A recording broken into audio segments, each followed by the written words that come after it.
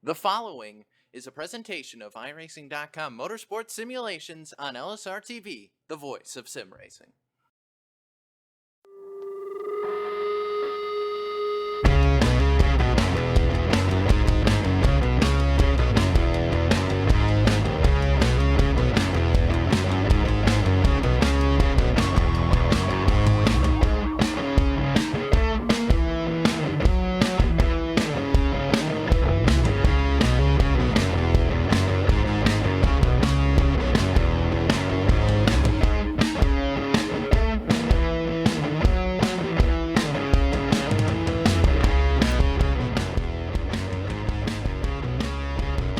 It's penultimate time here in the sandy desert of Arizona, here at the Phoenix International Raceway here on LSRTV. And as always, we are happy to have all of you along tonight as we are going to have a Championship 3 at the end of the night tonight.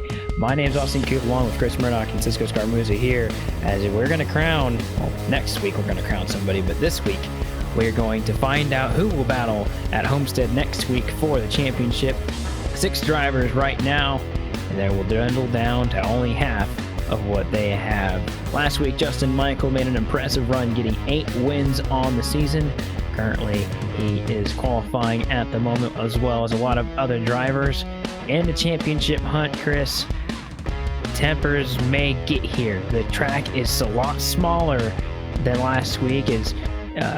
The space is just not as it's not as small as Martinsville, but these drivers have a little bit less space here in the corners, and then the swooping corners of 3 and 4. These guys are going to get a little closer than normal at a track that's 1 mile long, and this is going to decide who makes it. Yeah, Coop, you also got to watch out for that dog leg going down the back. People are going to be testing that, seeing how low they can get and try to make those passes. This is it. This is the final race before we go on to Homestead and decide our USR Truck Series champion, and everybody's going to leave it out on the line here tonight. And as most people like to say, the nighttime is the right time, Coop. Yeah, and to see those drivers that are in the championship hunt here tonight, Scott Simley has won both of the opening rounds, the round of 12, the round of 9, and he currently leads the round of 6, currently 4 points above Robert Gillenwater and 9 points above Aaron Bennett. And that's where it cuts off, just those 3 drivers. However, 2 points out of the top 3 positions is Greg Mall, who made a very good comeback race last week. Michael Waters, he's been consistent, but just a little consistently off of what these top 3 drivers have doing. Those 2 drivers are tied for the 4th place. And then Shane Hawther is a very large amount behind these guys, 27 points behind. Is going to take a miracle and a half for him to get into this chase. But he's still in the race. He's going to see if he can get himself a win here tonight. Yeah, and that's always like what we like to see here, Coop. You never want to give up, especially this close to the championship, and that's what Shane Hawther's doing. He's out there trying to make the best. He hasn't had the best luck the past few of the weeks, but all it takes is one race to turn that around, and he's going to try his best. Who knows what that machine has got, that 11 machine. There are a lot of capable drivers. I'm not going to count anybody out of this race here tonight. Everybody's just got to execute. Don't speed on pit road. Don't make unnecessary moves. Just run your race, and at the end, you could find yourself in that championship 3. Phoenix is a track that can really show a lot of character of a driver, especially whenever it's at one side and the other side of a season. Phoenix was the 4th race on the season here, as it is likely, or is very similar to in the Monster Energy Cup series as well. And it's at the very end as well in both series, as it kind of replicates it in the trucks. Something we saw in the first 4 races was a dominant Ashton Crowder. And then in that race at Phoenix, we saw an incredible turn of events where the leader who got the win actually does not get the points credited towards him. It's actually Justin Michael who received the win going backwards. His rear bumper got to the line first between himself and the 3 of Aaron Bennett, who actually holds the pole right now. And an amazing finish. And I think between now and then, where you've seen a lot of drivers grow with talent and mind over that time. Almost an entire season has gone by since then. Yeah, Coop, and I actually had the privilege of calling that race when Justin Michael won it with his back bumper. It was crazy. We didn't know what to think up here in the booth, and we had to wait a long time before we actually got an official decision to decide who won the race. So that's just half of the racing that you'll be able to see here tonight, and it's going to be amped up just a little bit more because it's all on the line. This may not be the Truck Series Championship race, but you must get to that race. Everybody's going to be racing as hard as they can, and I don't expect anybody to let up at all. It's going to be all give here tonight. I think for most of the drivers, the only difference between the last race and this race is the time of day. More grip here on the night surface, but that means that we're going to have a lot harder racing here on this surface. I think we're going to see these drivers be a lot racier here, as not only are we at night, but it's also getting close to the end of the season. Qualifying has wrapped up. Aaron Bennett, he will receive the pole tonight, and at number 3 BNC Chevrolet, and he'll get the time of 27.072 over Robert Gillenwater, who's doing a good job right now. He's second in points right now, and a really good start for him. I think this is one of the best starts we've seen for that number 4 driver. Number 1 of Jason Jacoby, he'll start in 3rd. Justin Michael will start 4th. And Scott Simley, your points leader, starts in 5th. Dwayne Dunn in that 39 machine. He's going to be 6th. 7th belongs to Michael Waters. We're going to be watching out for him. Chris Gabot is going to be 8th. 9th, Greg Maul, another one of your championship race contenders. And Randy Yoakum will round out the top 10. Dane Harther starts in the 11th position in number 11 truck. Trevor Harmon starts in the 12th position. Matt Morris starts 13th. 14th on his outside starts James Nunn. And 15th is the first driver in provisional starts Randy Tether. 16th belongs to Michael Priester. Michael Atkins Jr. will roll off 17th. 18th belongs to Jamie Walker. 19th, Brian Cutts. Kenneth Dale Osborne 20th, Steve Herring 21st, and rounding out your field in 22nd, the 77, Dylan Phillips.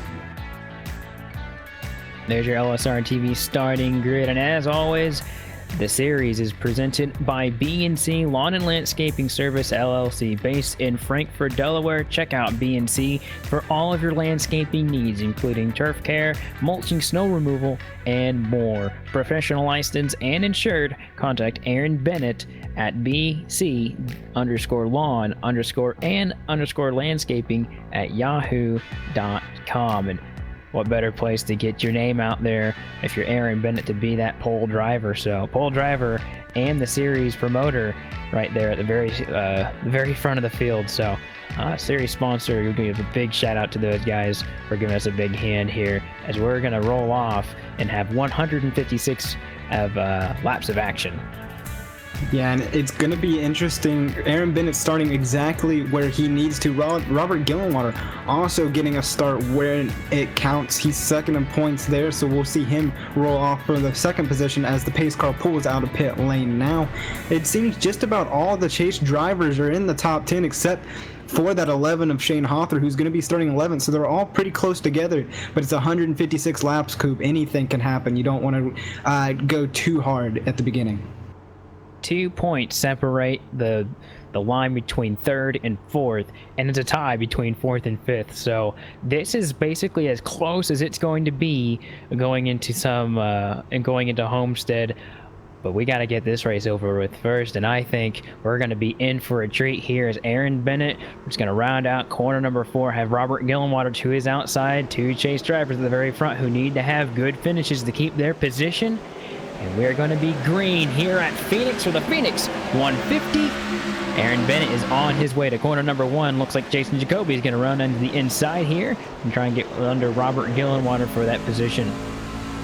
Yeah, Aaron Bennett's got a huge jump on that start. He's pulled just about 3/10 it looks like, but now Robert Gillenwater able to close that door on Jason Jacoby and be able to focus on that leader. Everybody seems to be a little bit single filed out. I'm seeing a battle back here between the 11 of Shane Hawthorne and the 42 of Matt Morrow. He's talked about how crucial this race is for Shane Hawthorne. He's wasting 0 time. He's getting passed up by, he's getting around that 42 machine, and he's making his way towards the front. He's got clean there right now. Aaron Bennett out to a strong start, though. Yeah, and these guys are still side by side. Looks like Dwayne Dunn and Scott Simley are side by side. Looks like the 68's on the top side in turns number 4 right now, and he's gonna be really close to that wall. He's getting a little too close right there, and he's got to make sure that he keeps himself out of trouble's way. He's the points leader going into this race, and the last thing you want to do is have an issue earlier on. He's just outside the top 5, and that's exactly where he started, was in that top 5 position. So Dwayne Dunn does get a +1, while the 68 gets a -1. But early on in the race, these tires do get pretty worn as the runs go on. Might see that come into play later on. Of course, battle for the 4th and 3rd position right here. Looks like Jacoby is under pressure from the 87 and Justin Michael, who goes way down under. Gives him a little bit of a tap out of turns number 2. It's a little early for that, guys. And I don't think he's going to be getting it done. Speaking of a little early, caution flag is going to come out. And possibly, I think Jimmy Walker might be involved. It looks like it just a bit. I saw him slow off the corner. We'll try to get the replay up for you as fast as we can. It looks like it happened just a little bit in front of him. And it looks like Kevin Harmon. Yeah, Michael Atkins gets into Trevor Harmon, spins him around. Jamie Walker slams the brakes to avoid that 29 machine. And everybody kind of made it through it. Not too much damage on that 29 machine. So everybody's rolling away and still safe early on. Yeah, it looks like the 44 thought that there was possibly a spot to go under the 29 right there, and just came back down to arc it in, and 44 just gave him a little bit of a tap. And when you touch any of these stock cars in the top 3 series in iRacing, these trucks do like to get a little out of shape, and it makes sense when you think about how these trucks are set up. You know, they're definitely front heavy with the engines, and you just take the rear tires off the ground just a little bit, they like to kick out. So not surprised there, but the action does halt for just a moment. Pit stops are underway. Some people are in, some people are not. Yeah, and to lead him down that pit road, Scott Simley, one of your chase drivers, and just behind him, the 2 other chase drivers, Michael Waters and Greg Mulder, all coming down into the pit stop. Smooth entry by that 68 machine. You'll see the jack go up on the right sides and get back down. We'll see if they're going 4 or 2. Greg Mull at a pit road, he's only going to take 2, so that's a huge gain for him as the rest of the drivers pick up 4 tires and fuel and get underway. Looks like Greg Mull, you'll get a few positions on pit road. Now, all these drivers out here, of course, no tires in front of them as these guys cycle through. We'll see exactly where he's going to be here. But 2-tire strategy will get you that positioning, but whether you can keep it, it's going to be a different thing. And I'd say time and time again, we say this, that if you're going to try strategy, doing it really early in a race kind of puts the pressure on the other drivers that if this works, I might do it again, or maybe gives somebody else the idea that I'll do it later and maybe reap the benefits of it. Good thing for Scott Simley, though, is that he was the first guy down, and it does look like he'll start on the inside. And we saw how good the inside was for the short time for Jason Jacoby. Almost got the pass executed on Robert Gillenwater, not quite, but I'd say with 4 tires, he's gonna have a little bit more easier of a time to get around the 12 here on the beginning here, although these tires are going to be still fresh. Only about 5 laps of action on those old tires. Yeah, I think Greg Mull pulled off a great call there, taking 2 tires. They hadn't really gone too long on those tires, only a few laps up to speed, really. And he wasn't really driving that hard there, Coop, so I don't see why you wouldn't take 2 tires, gain that track position, and still be on kind of the level playing field as everybody else. So Greg Mull trying things just a little bit early, like you said, but I think we may get the 1 to green this time, double him up, and go back racing once again. Aaron Bennett still leads the way, and it does look like you are right. Lights are off the pace car. Robert Gillenwater is staying second. The top 4 are where they started. Bennett, Gillenwater, Jacoby, and Michael. And Dwayne Dunn did get that spot. We covered the action earlier, and I'd say that Shane Hawthorne is also in a good seat. He did not pit from 11th to 6th, so he's up 5 positions. Matt Mara is in 7th right now. He's up quite a few positions as well, and same thing with James Nunn and Jamie Walker. So that's where those drivers end. Top 9 did not pit. Everyone else behind did. And Greg Mull is the one odd man out. he is on to fresh side tires on the right side. Yeah, everybody getting ready to set back green. It's going to be interesting to see if these drivers can go. iRacing pace car getting ready to duck on to pit road. We'll get some more green flag action here at Phoenix. Aaron Bennett, when does he go? Looks like he's going to go right now. Green flag in the air. And looks like the number 4 of Robert Gillenwater gets a much better start this time around. And look at the one of Jason Jacoby. He's going to keep the inside, but not without pressure from the outside of Justin Michael. They're still side by side going to the dog leg. Yeah, and just look how much you can get on that dogleg. Obviously, it didn't work out too well for Jason Jacoby. He's still got to battle Justin Michael, but if you use that dogleg just right, you can get a major run and clear him that time. So Jason Jacoby actually going to clear Justin Michael this time. Aaron Bennett not out to the big of a jump that he got the last time. Robert Gillenwater actually keeping up with him, and now Jason Jacoby is going to join that battle now. So Aaron Bennett's got to watch his mirror, because Robert Gillenwater needs to finish well. He is second in points, but you got to stay up there, because there are 5 other hungry drivers that are looking to take your spot the first chance they can. Justin Michael may lose another spot here on this one, and Dwayne Dunn might go up another spot. Dwayne Dunn has the inside line, and it looks like he's going to be able to execute this pass, but not without a touch right there. Looks like 87 gets the rear end of the 39, and they're exchanging words on the radio. Looks like we got 3 wide here in the dog leg with the 11 of Shane Hawthorne, and it almost doesn't work out there for those guys. Very close action with the 42 and the 75 right there. It's Matt Mara and James Nunn, as they're getting passed, and it looks like by Jamie Walker, who's obviously made a great call right there, getting tires. And I believe he's the first driver among all those who pitted earlier to emerge. Yeah, and there's still a 3 wide coming off at 2. That's going to be Scott Simley coming up through the middle there of Matt Marin. Now they're all diving down towards the dogleg. This is where stuff can get tricky, because you always got to figure out who is below you and who's above you going through that dogleg, because you really don't know. You really can't see much in these trucks, so you always just got to play the guessing game, and you got to get up before turn 3. You're going to be send it off and be right off into the wall, so everybody's got to pay attention. It's getting a little bit sketchy towards the back in the top 10 here. Not too much going on up front, though, as Aaron Bennett is pulling away from Jason Jacoby. Yeah, it appeared that Jimmy Walker was 3rd or 4th coming off pit road, but man, he made a complete gain from it. Started 18th, now 6th place, and when you talk about the other drivers that came down pit road, Scott Simley and Greg Ball, they're currently sitting in the 8th and 9th position. So Jamie Walker had to get around them to get around the lap traffic right here, and it's really paying off. That 17 truck is on a roll right now. With only a few laps on the tires, you'd imagine that maybe they'd be able to hold up a little bit more, but we know the experience that the 17 truck has, and that the driver behind it has as well, as he's been very, very consistent on the season. Looks like he's going to look for a top 5 position right here under Dwayne Dunn. It looks like he's going to get it done right here in turn number 1.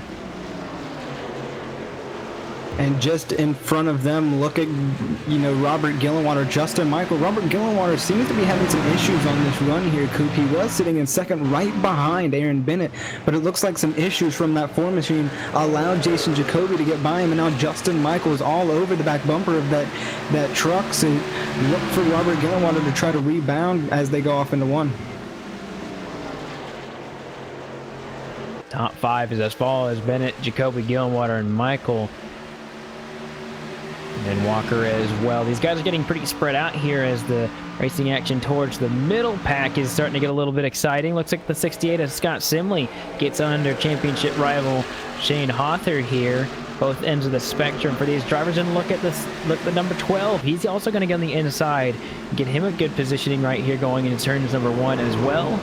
That truck's trying to get around the 11. Maybe try and get by both of them here. He's not going to have the positioning to do it here. They're going to get single filed out. So Greg Mall is going to keep following Scott Simley here. It's a -1 on the guys who came into pit road, but still doing a fairly good job of seeing what kind of strategy works out. Battle for the top 10 position. Looks like James Nunn and Michael Waters are doing battle here on the front straightaway, side by side. They're going to go to turn 1, still side by side, but looks like the 55. He's going to get the advantage, and look at the 2, dive it right in there. Randy Yoakum wants that position as well. A freight train on the inside can sometimes happen at Phoenix too. And that's what happens when you get stuck up on that outside, especially this early here, Coop. You know, it takes a while for this track to get rubbered in, and then you will start seeing people drive off the corner a lot better on the outside, and you're even starting to see it just a little bit there on the outside of the two. So it's going to be interesting to see how long they stay out there and if they can get there, as now the two is going to wash up a little bit and leave the room for Matt Mara to now get on the inside. It looks like Michael Atkins Jr. is going to try to follow through just as well. Yeah, this is really good action here in the back part of the track. Look at the 44s trying to spice things up here as they're still side by side going to turns number 4. And it looks like the outside, like you said, is really starting to pick up some muster here, as really had a really good drive off. So look at that outside to maybe be a little bit better here as it goes on. I was not expecting it this earlier in the run, but definitely have to see how that goes. Battle coming up front, though. Looks like the 68 is Scott Simley trying to get around some drivers here, trying to get around Justin Michael right now. Tried the outside right there. Might try the crossover on the front straightaway. Not going to happen this time, but definitely Scott Simley has those new tires. Trying to catch up to Jamie Walker, who also has fresh tires as well, who's in 4th place right now. And as I say that, I'm also looking at Aaron Bennett, who's also... He has led all 21 laps as he comes to the stripe. Jason Jacoby's catching him a little bit. We know Jacoby's a really good long distance or longer run car and truck driver here. Also got to think about Gillenwater as well, doing a good job in 3rd. And Walker, he is catching these guys, but not at a very expedient rate. He's catching them, but I think pit stops are going to probably come before he does. Yeah, definitely. Coop is... you know, Jamie Walker's done a lot. He started, I think, just outside of the top 10 on this restart, and he's now up to 4th place. So he's definitely making some ground, and it's definitely going to set up a great pit stop for him when pit stops do come. And he's quickly approaching Robert Gillenwater, and you can't leave out Jason Jacoby. I heard you skip over him. That one car's in the middle of this mess, and he's quickly, I mean, I wouldn't say quickly, but he's cutting into that lead of Aaron Bennett. Yeah, Jacoby just very small chips here and there, just little by little. And that can, if you're the leader and you start seeing that, I don't think you do get too worried. But if you're the driver behind, you start getting a little eager. You might actually start to really start trying a little harder. And you really want to think if you're Jason Jacoby and you're still tacking off. That last time it was about a half a tenth as well. Start getting a little eager, might start to push the truck a little harder in these corners, knowing that they do have a limited fuel cell, and the tires do have a certain limit to them. But if you never get there and you get to that pit stop first, you can really see if you can try and make your tires work a little bit more for you, just for a couple of laps at a time, and then back off for a little bit. And sometimes that does work, and maybe for Jacoby he's doing that, maybe not, maybe he's just slowly getting it every lap. And then you also got to think about Gillenwater, who's been basically running the same lap times as Aaron Bennett. But he's also got to worry about Jamie Walker and Dwayne Dunn as well, as they are starting to catch Robert Gillenwater here in turns number 1. It's only a matter of time before Jamie Walker makes something happen here in the top 5. Yeah, and I didn't really expect that 17 to catch the 4 machine. I figured that the pit stops would come way before that, because Jamie Walker has been really fast, which means he's using up those tires a lot. But I mean, when you have fresh tires, then the rest of the top 10, I guess it really shows, and that's what it's going on right now. Is Jamie Walker gets a great run off of 3 and 4. Now he's going to be looking on the inside, going through 1 and 2, and I think he's going to make that pass with ease, and he will get by the 4 of Robert Gillenwater, so that moves the 17 of Jamie Walker up to 3rd, and it looks like Dwayne Dunn's going to be trying to make that move here soon. I feel like he'll be getting that run, the same run that Jamie Walker got going into 1. And as that happened on your screen, Jamie Walker does get the position, but it looks like Jason Jacoby, he is actually getting a lot of time back on Aaron Bennett, so much where it's only going to be a matter of time before I'd say he's going to catch him. Only thing about that is I'd say Jamie Walker's going to be doing the same thing here shortly. On lap 28, and I'd say that these guys who did not pit earlier, I'd say they're going to need to pit here probably within the next 5 to 10 laps here, Chris, knowing that they do have a limited fuel cell, and we can't really exactly predict limited fuel cell has in it. If it was regular trucks, we'd be able to give you basically a nice window. But I'd say probably 30 laps to 40 laps is when we're going to see these guys come in. And when he's catching him as much as he is, got to think that maybe once he gets to him, he just dives down pit road. Yeah, and that's got to be the strategy, because like you mentioned, we are coming up close on pit stops. I'm going to say within the next 5 to 10 laps. So it's really going to amp up here. We're going to see the strategy kick in. Just like we saw last week at Texas, we saw a lot of strategy racing here, Coop. These drivers are excellent at strategy, and they know exactly what they need to do when they need to do it. But now you're looking just at your leader here, Aaron Bennett, and just look how much Jason Jacoby has closed in on that driver in the last 10 laps. Just amazing how fast that one machine is. But I think the pit stops will get here before Jamie Walker, also on rails. We've mentioned him all race here tonight, Coop. That pit stop definitely boded well for him. He's going to be in third. Robert Gillenwater going to get split the middle. Dwayne Dunn going to try and not going to quite get there, but Greg Mull, Justin Michael going to go on the outside.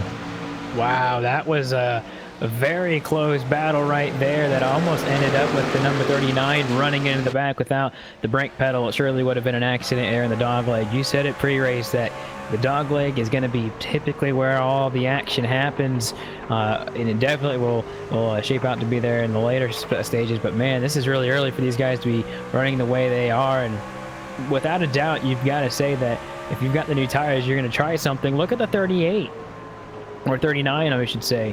He's trying to block right there. That's going to be blocking Scott Simley, championship driver, right there on the dog leg. And I'm sure if you're Scott Simley, you really don't want to see that. He has the tires to get around Dwayne Dunn, but just cannot get it done right here as Dwayne Dunn is trying to get on the inside of the number 4. He's going to get the nose there, and then the dog leg, he's going to probably get the pass executed through 3 and 4 through this whopping turn. Still side by side here in turns number 3 and 4. It looks like the 39 is going to get the inside, and he's going to be able to clear him. Not quite. Look like the 4 still on the inside. He's going to give it to him so he can get a good entrance. He's going to slide into turns number 1. He goes way up the track. 39 leads to a bunch of speed and momentum. He's going to lose both those spots. All that hard work, just throw it out the window. And that really helps Scott Simley, because that checked up Robert Gillenwater there just a little bit. Now Scott Simley going to be inside the driver of the 4 machine, and that's a really close battle because they came in 4 points separated, those two drivers coming into this race here, Coop. And if you're Scott Simley and Dwayne Dunn's blocking, you really do not want to get held up when all of your competition is in front of you. I mean, look, Aaron Bennett's leading the race, Greg Mull's in 4th, Robert Gillenwater's just in front of you now, so you've got to keep up there. Yeah, you're the points leader and you do have a great cushion, but you just cannot lay over, especially this late at a track like Phoenix. The best finish you can have, obviously, is finishing first, but finishing in front of all your chase competitors, I think, is definitely the biggest key. However, that lead is now in jeopardy for Aaron Bennett. Jason Jacoby, he is right there on the back deck lid of this thing, and it's turns 3 and 4 where these guys are right now. I'd say Jacoby has the momentum. He's been catching him all these laps, we said, just small chunks at a time, and he'll get there. And sure enough, he's there right now. Now, whether he makes the pass soon or not, I think that's just up to Jacoby at this point. He knows he's dealing with a driver who's needing a good finish for the championship. Can't drive him too hard on lap 37, but at the same time, right now, I think Jacoby wants another win on the season. He won earlier on at Darlington, and I'd say he wants to tack on another one before it's all over. I think at this point, when they're right here, 1 and 2, and Jay Walker is still 1.5 seconds, they have a little time to kind of mess around and see what they have right now, but I say that's maybe not the case. Jason Jacoby goes to the inside of the dogleg all the way down to the bottom, and he's going to get the job done. It almost looked like the 3 of Aaron Bennett may have left the door just a little bit open for ease of access for that pass. Doesn't look like he's done, though. Still in the back deck lid of the 1, but we got a new leader, Jason Jacoby. Yeah, Jason Jacoby got a huge run off of 2 and used that momentum to get down low in the dogleg and just complete that pass. But look at Aaron Bennett. He's not giving up. He's still there. He's still trying a few things. But look, looming in the distance, Jamie Walker in that 17 truck. He's slowly catching these guys, and he's got to be liking the battle because that's only drawing him closer and closer to these two up front. Jamie Walker, one of the fastest cars, if not the fastest car on the track right now. And he's really showing it. He's able to catch up. He might get there before pit stops happen. Who knows? They've been going for a long time now, Coop. Pit stop's going to happen at any moment. Yeah, with some of these drivers coming down during the caution, some of them not, they were able to save some fuel during that time, so definitely got to put that in the equation. Jason Jacoby has put over 3/10 of a lead over Aaron Bennett right now, so that number 1 truck of Jacoby is extremely fast right now. Setting some blazing times, still under the 28s. Now he's over a half a second in front, and Jamie Walker is continuing to catch Aaron Bennett. I don't think he's catching the number 1 of Jacoby, despite having that advantage on tires. These 3 drivers, though, are 6 seconds in front of the rest of the field. You want to know why? It's because they've been fighting extremely hard for those positions just inside and outside the top 5. You can still see them battling. It's like Shane Hawther is going to try and fend off Michael Atkins right there, right out of turns number 4, but he's not going to be able to get it done. And these guys are just now having their battles kind of smooth themselves out, I think right before pit stops happen, and trying to get settled here. And we always got to talk about the pit entrance too. It happens so swoopingly that you can almost miss this pit entrance if you're not careful, despite the speed that you can have. You're continuing to turn into pit road, and I think that's definitely something we'll see that these drivers may or may not have an issue with. Yeah, and you also got to be careful on the braking because, as you mentioned, you are turning quite a bit, and if you lock up those brakes, you've got the wheel turn to the left. Well, where does that leave you? You're going to spin straight into the inside wall, and that's not what you want. As I see Robert Gillenwald get into the outside wall just a little bit, and that's going to open up the door for Dwayne Dunn to maybe make a move towards the inside. He's not going to quite be there going through turns 3 and 4, but that's something I'm surprised about, because right before that, Dwayne Dunn was sliding the car and allowed Scott Simley to get in front of him. Now Dwayne Dunn's battling Robert Gillenwater, and Scott Simley has fallen off a little bit. So maybe Scott Simley has used up his tires just a little bit too much and fallen off, because now here comes Dwayne Dunn right back around the 4 of Robert Gillenwater. So interesting stuff going on here during the late stages of this green flag run. Yeah, and looking at those championship drivers, Simley, Gillenwater, Bennett, Mall, Waters, and Hawther, these guys, aside from Bennett, are really close together. Actually, you can throw a large blanket into Aaron Bennett in that equation because he just got passed by Jamie Walker. But Bennett is 3rd, Greg Mall's 5th, and then you have Robert Gillenwater 7th, and Scott Simley 8th with a, looks like Michael Waters is in the 11th position. So these guys are, like you said beforehand, there's little room for error. And if any of them have a big issue, I think you might as well just get the truck ready to go home, because a little mistake, 1 lap down, I think could end your day with as green flag as this one's going. These guys aren't having hardly any issues at this moment with the fact that they're able to pass, or able to be racy. As you see, that looks like the 68 of Scott Simley's getting a challenge from the 44 here. These guys are still extremely racy, and they're so close together. I think that they're actually going to finish. If the race were to finish right now, they'd be exactly where they are, Simley, Gillenwater, and Bennett. I think some of these, I think Mall and Waters, they've really got to pull something out. They've really got to pass a lot of drivers to make this one work. And let's talk about that 12 machine of Greg Mall. Somebody who came in with their backs against the wall coming into this set of 3 here, Coop, and he really lit the fire and turned up the intensity, and now he's battling, and he's up there. He's only 11 points back going into this thing, and he's doing really well here tonight inside the top 10, and he's almost up there to Justin Michael now, but he's got to watch out for that 39 of Dwayne Dunn, who's basically on rails right now. Maybe sliding that car did something and maybe freed him up just a little bit to get that run, but here comes Dwayne Dunn. But Greg Mall doing a fantastic job for how he came into this thing, Coop. You cannot discredit that driver at all, but yes, you are correct. He has to do something big if he really wants to lock himself into that championship 3. And Dwayne Dunn, you spoke about him just a moment ago, comes down pit road at a 45-mile-per-hour speed. He's one of many that will come out. We've got ourselves a caution, and he comes down pit road at maybe the right or wrong time. We're just gonna have to figure it out, and we're gonna have to figure out who's involved. Looks like the James Nunn machine and Trevor Harmon once again are involved in this crash, and it's a big one, and maybe the leader's involved in it too. I heard him key up, but it doesn't look like anyone else except these drivers are involved. Yeah, they were coming down through the dog leg, and James Nunn came up, and I don't think Trevor Harmon saw him down there and just completely came down on the 75 machine, sent him up all into the outside wall, and they hit hard contact into that outside wall and sent them around. Definitely not the race these drivers wanted, and Trevor Harmon having a rough couple of weeks here in USR Coupe. He just can't seem to figure out. He just can't seem to get any luck on his side. Yeah, was involved in at least 2 cautions last week, and is now involved in 2 this week as well. So does not bode well for the 29 machine here.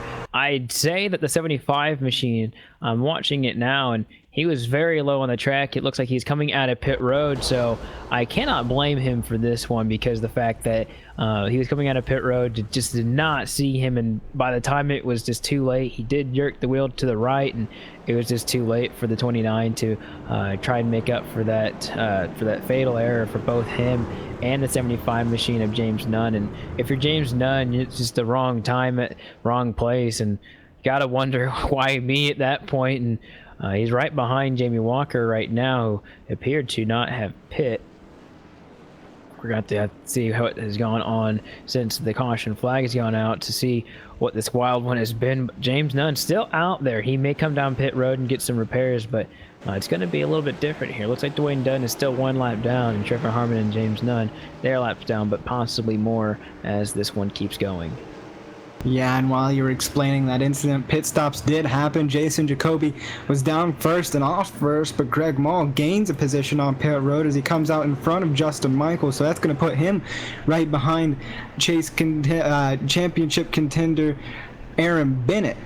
So they're moving closer and closer as everything goes up, but now they're going to have a restart, so they're going to be able to hit that reset button and even be closer. So we saw Aaron Bennett pull away at that start, but he's not controlling the start this time, and it looks like Jamie Walker stayed out and will probably regain the lead, so we'll have to see if that driver comes down pit road. Yeah, I'm trying to find out exactly what happened. It looked like all the drivers did come down the first time, but then he came down, I think he did come down at least once, but it maybe appeared to be after the fact. I'm unsure about that, trying to get the details, but yeah, he did not come down pit road, it looks like. So that is, or he came down the first time, it looks like, possibly while pit road was closed. That's what it was. He did come down for service. He's gonna have to get the wave around. That's what happened here on this one, and Jason Jacoby continues the lead. I was really wondering what was going on, because Dunn and James Nunn, both of them, you know, of course, we're laps down, but I was just curious of how Walker was in front of these guys, did not have lead lap, the lead lap status, so that clears that up. And with that, while we were trying to figure everything that was going out, pace car has its lights off, and we're ready to go green, just as easy as that. Yeah, and that was really unfortunate for that 39 of Dwayne Dunn, because we were just talking about him. As the caution came out, he had just pulled down pit road and hit that commitment cone and hit that commitment line and couldn't turn back. So he was basically stuck there and fell 1 lap down. So he's going to be at the tail end of the field when he was just trying to make a normal green flag pit stop. And that's just some of the stuff that can happen here at Phoenix. Jason Jacoby started in 3rd position. He's going to start these guys for the first time on this restart on lap 53 of 156. iRacing pace car down and away. And Jason Jacoby, he'll get the green flag, and he's on the gas pedal. Looks like Justin Michael's got himself a good jump as well, and they look to be 3 wide, back it down to 2 wide as they go into turns 1. Yeah, Justin Michael able to get by Aaron Bennett. This is not where Aaron Bennett wants to be on the start. Now Michael Atkins Jr. is going to be behind him. Then he's got Robert Gillenwater and Scott Simley behind him. Michael Atkins Jr. not going to be able to complete the pass. You saw him dive down towards the dogleg, but that's going to leave the outside open for Scott Simley. And we've seen how well the outside can work if you can get that run off, but it's not going to happen for that 68 machine. Jason Jacoby, though, out to a great start. He's pulled just a little bit on Justin Michael. Justin Michael starting to reel that driver back in, but now you see Scott Simley all over the back bumper of Michael Atkins Jr. trying to make a move, but it's not going to happen. He's going to stick right behind him as they go into 3. Top 6 drivers have kind of pulled away from the rest of the field, and Michael Waters leads those drivers himself, and Hawther, those 2 championship drivers at the end of the grid, 5th and 6th right now, and you've got to think that those 2 drivers trying to pull out all the stops to get up there towards the front. Look at the number 64 of Michael Priester fight with Chris Dubuque right here in the dogleg, though, side by side as they're going through it. Haven't talked about them hardly at all tonight, fighting for a top 10 position here, and got Jamie Walker fresh tires right behind him. May have had an issue earlier, and more than likely has it resolved. Expect him to come through the field as well. These guys are getting pretty spread out, but as we know, they won't stay spread out for long, as we will see which driver has the best ability to save tires, as this one will probably be another green flag run with the way these guys are driving. Yeah, I want to talk about Jason Jacoby just for a second here, Coop. We saw how he got in front of Aaron Bennett on that last start and how he started to pull away from that machine. Now he was able to control that start, and it's the first time we've seen somebody else other than Aaron Bennett control the start, because that was our first caution. So now that he's got that clean air, and now that he's already out in front of Justin Michael by this much, it's just going to add to that lead. Jason Jacoby seeming to be dominant early on in this race, and it's really showing that one machine is always good at these kind of short tracks, I guess you can say, and these low bank tracks. He's always been really good at them. I've watched him race these tracks so many times, and he's always proved very, very well. Right now, not too much battling going on. Everybody's pretty single-filed out throughout the top 10, it looks like, for the most part, though. I like to call these tracks kind of like the wonky tracks. They have a little bit of a different shape, and they're not like your intermediate 1.5 mile tracks.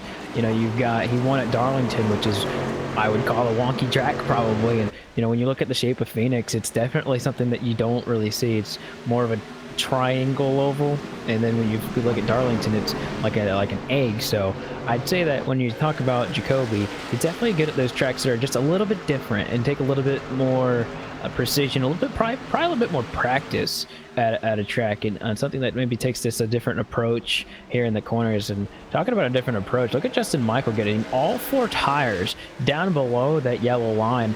I don't know if that'll work for a long time, but definitely getting a little bit of speed here on Aaron Bennett. Losing time to Jason Jacoby, though, find that to just be a little bit of, it looks really like it's really destroying his tires right there. And actually looked like in turn 1 and 2 did not get that turn executed very well, and looks like Aaron Bennett's gonna be all over the back of him, but he continues to try and put all 4 wheels below that double or just single yellow line here in turns 3 and 4.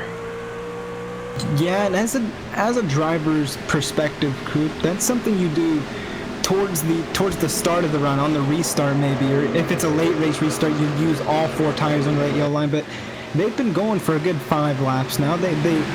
He's not really gaining, and as you see, he's losing time to Aaron Bennett now. Aaron Bennett's all over the back end of Justin Michael, so really questioning why he's putting all 4 tires, because it's just going to hurt him in the long run. Like you said, it's just going to destroy those tires. He's going to go off into the wall, inside wall, hard crash for Justin Michael, and Robert Gillenwater pulls in, and so does Shane Hawther.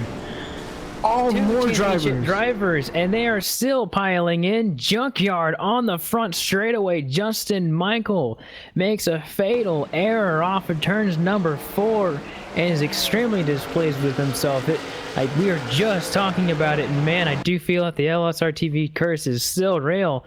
And looks like Gillenwater, one of the championship drivers, did get involved with this one, and we will have to see how badly damaged that left front of the Ford truck is, because it does not look good for the Ford. Looks like it was smoking afterwards. So, and he did get a second contact in the replay, shows that right there. not what you want to see here in these last races here for a championship like that. And I know that the 87 was digging for everything he had, got a little too much, got the outside wall, and just could not save it. Yeah, and that spells disaster really for Robert Gillenwater. He was sitting second when they came into this thing, and he had to park it in the dogleg there, Coop, and take it to a tow. I think it may have blown up, and he couldn't go anymore. So definitely a heartbreaking thing here at Phoenix, but it can happen. We were talking about it right before the wreck happened, that if you get all 4 tires under the yellow line, you're gonna kill your tires, and that's exactly what happened. He got too much heat in those tires, they were too slick, and just coming off the turn 4, he slid around and collected a few drivers in that mess. Well, as the old saying goes, the show must go on. Pit road is open and drivers are taking service for their trucks. And it looks like Jacoby was one of the first to come down to get service. He's getting all 4 tires. I expect all these drivers to come down and get all 4 tires.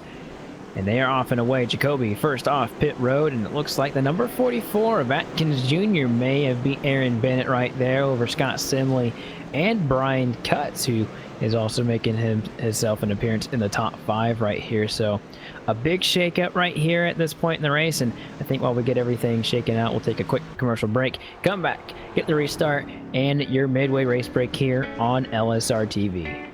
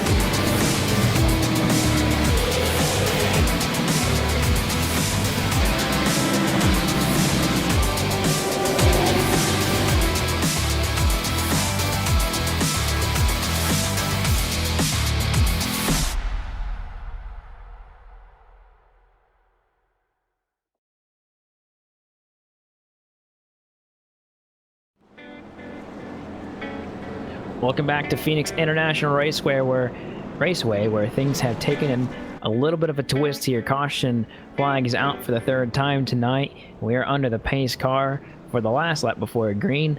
Pace car's lights are off, and Jacoby will lead the way over Michael Atkins Jr., who started in the 17th position.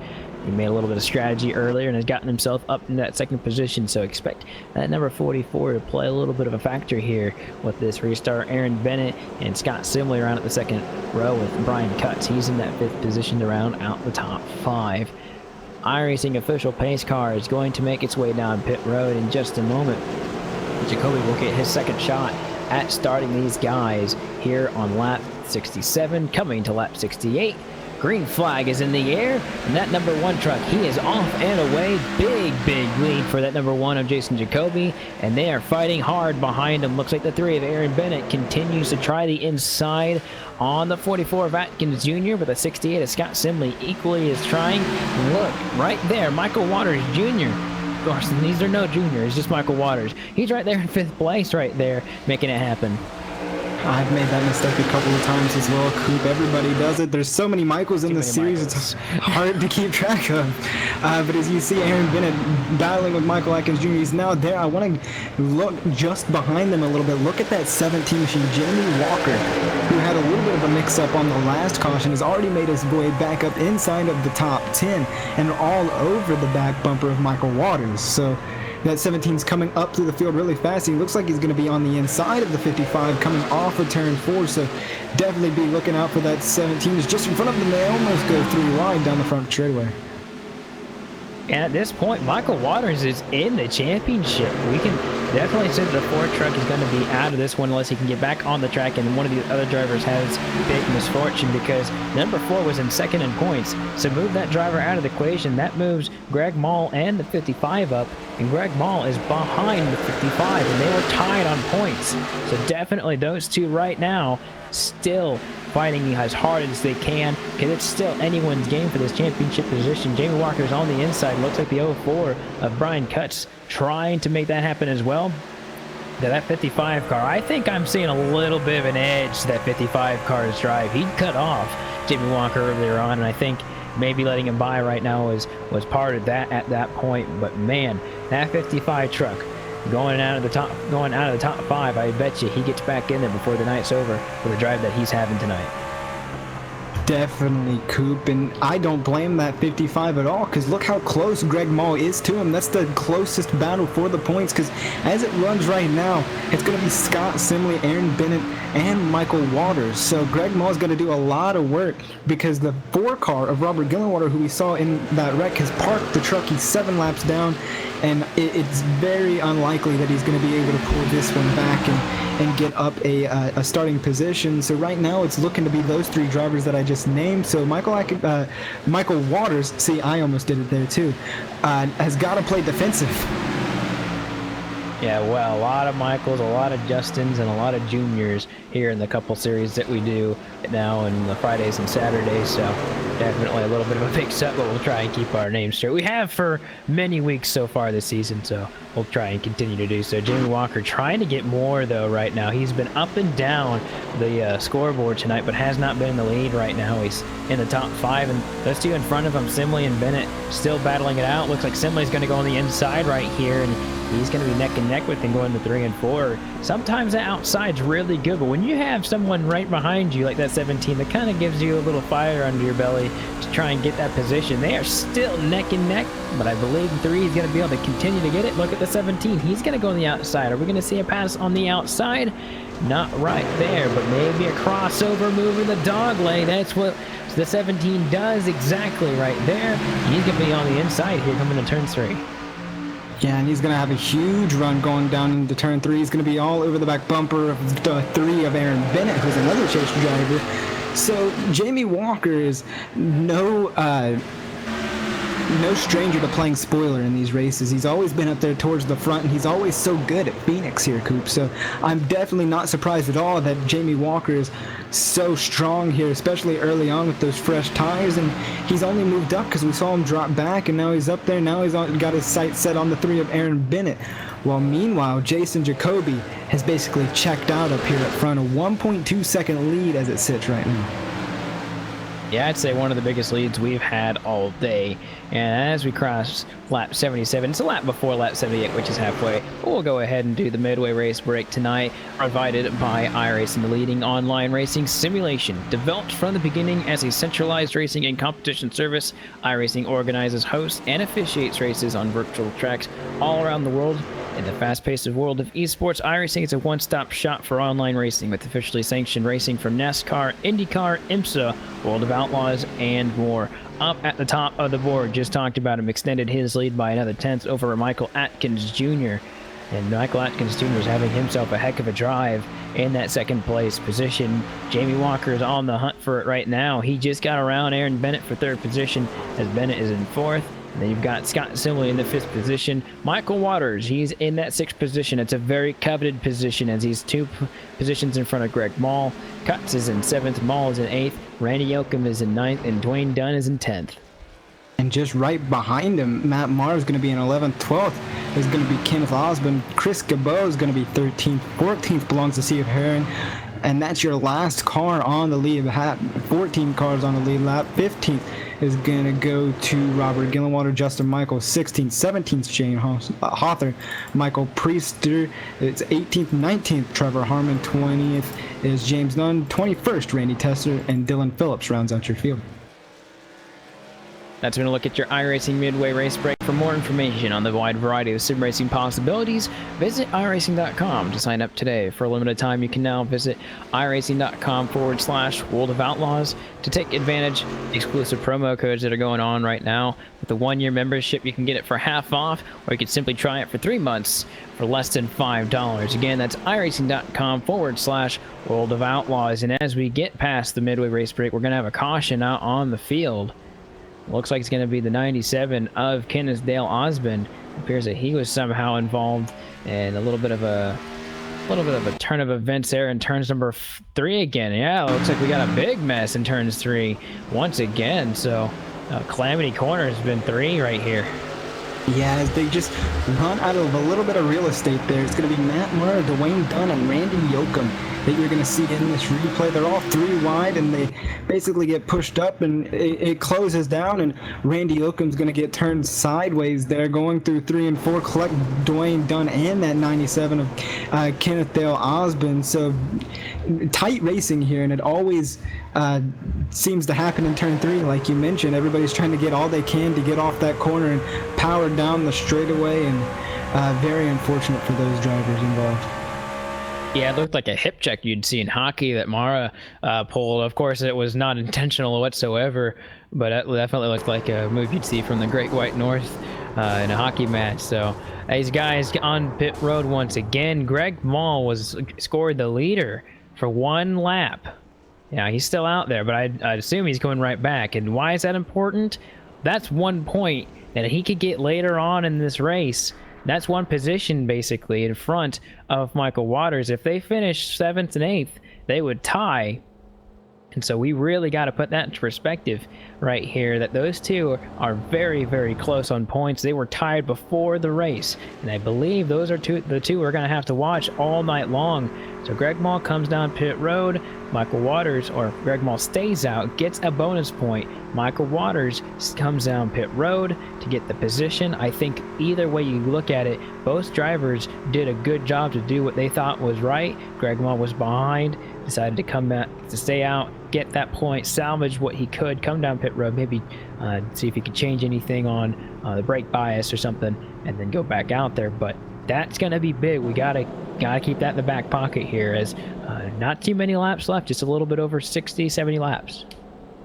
Yeah, and to be honest, that was a really smart move by Greg Mall to do that early, get that extra bonus point for leading a lap. That's something I never really even thought about there, Coop. And if he can be as strong as Jamie Walker was when he was out there and got messed up and thrown in the back, then he'll be back up in the top 10 before you know it. And I know Greg Mall is a strong car. He's been strong the past few weeks, and he's been strong here tonight at Phoenix. So definitely a good move. And if there's a tiebreaker, I don't really know how that sorts out here. We'd have to get some information for you, but that would definitely make some things interesting. I think it would be by wins here, Chris. Now, I don't know that officially, but it does appear that the number 12 had a win at Kansas earlier on in the season, whereas the 55 of Michael Waters did not. So I believe that would be the tiebreaker if they finish right next to each other. And I'm pretty sure that's what it would be. We'll have to get confirmation after the race has finished, if that's even a factor in it. Of course, if it's not, we won't have to worry about it, and we won't have to scratch our brains for a few minutes. But not to steal the show away from Jason Jacoby, he's done a great job to get that lead away from Aaron Bennett. Bennett's not too far off of him. He's still in 2nd place. Jacoby got 3rd on that, or started 3rd tonight. Right now he's in 1st, and done a good job ever since he got up there. He's had hardly any challenges since he got up there, and he's got quite a bit to go, but it's not over till it's over here as they go. Jacoby, Bennett, Atkins Jr., Simley, and Walker top 5 right now. iRacing pace car getting ready to come down to safety at pit road. Jason Jacoby, he will lead these guys once again to another restart here at Phoenix on lap 84. Green flag is in the air.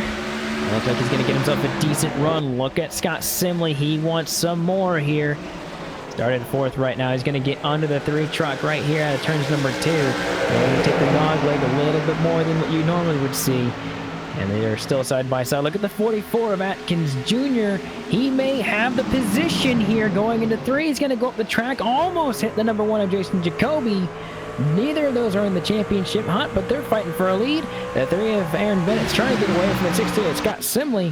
and they gets on the inside of him right here in turns number 1. Comes up the track. He's getting a little tight in the corner. Look at the 17 of Jamie Walker. He might get a 2 for right here. He's going to go on the inside. Look at the 55 of Michael Waters. This is exactly what he needs. He's going to get on the inside of the 68. Maybe the 3 right here in turns number 3 and 4. Almost makes contact.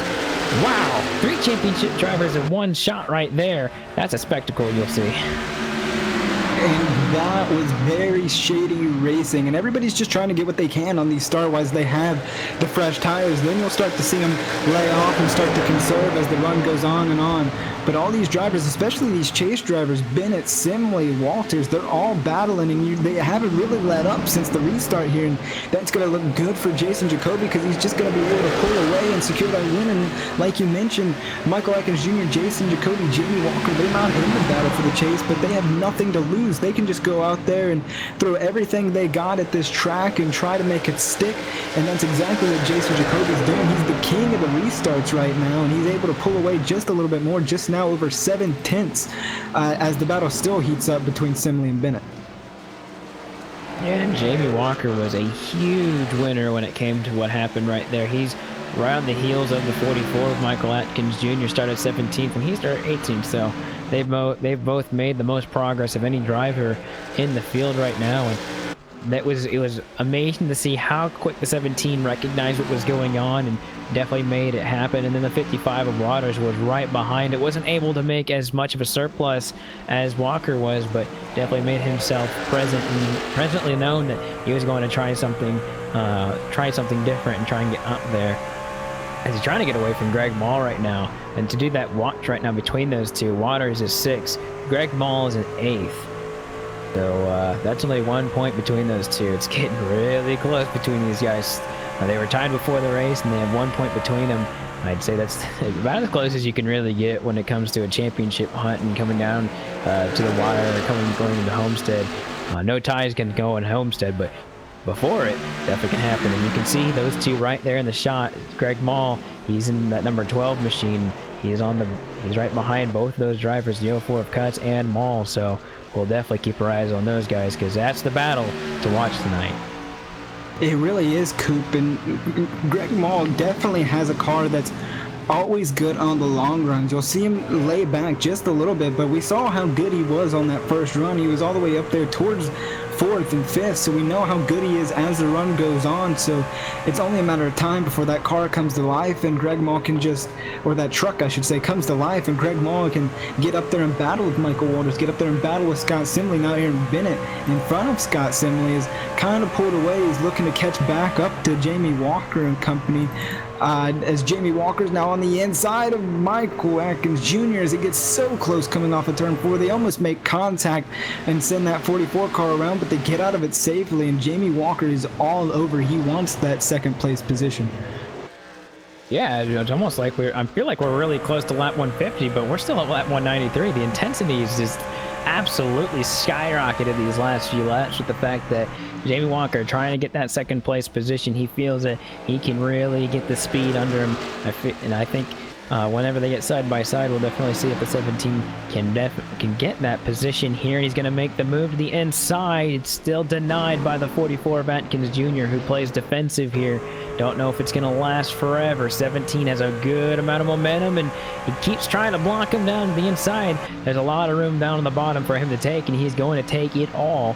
17's going to get around him in turns 3. So give that position to the 17 truck right there. And the battle continues to go on between them, but 17 may just pull away.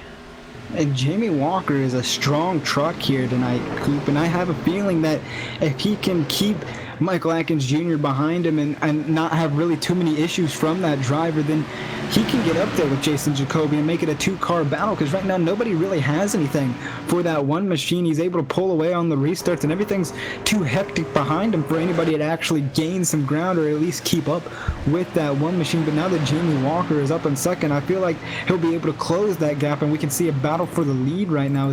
Everything is pretty much single filed out. I'm not seeing anything throughout the top 10. There's only 11 cars on the lead lap, which is a huge deficit in the field, because we had 22 cars, or at least 21 cars start this race, and have 11 cars on the lead lap. That's half the field, Coop. And who knows how many more we're going to have go down. Greg Mall just past Chris Caboo for the 8th position. What that does, it does put those guys on a tie.